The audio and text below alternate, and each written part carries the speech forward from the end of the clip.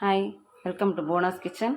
இன்றைக்கி நம்ம கீரை கடைய போகிறோம். அதுக்கு பாசிப்பருப்பு 100 கிராமு, பூண்டு 1, ஒரு 5-6 பச்சை மிளகாய், ஒரு 3 தக்காளி, ஒரு சின்னதாக ஒரு வெங்காயம் போட்டு வேக வச்சுக்கலாம்.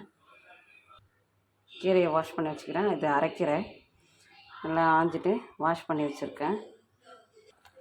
பருப்பு வெந்துருச்சு. இதில் ஒரு 1/4 ஸ்பூன் மஞ்சள் பொடி போட்டு கீரையை போட்டுக்கலாம்.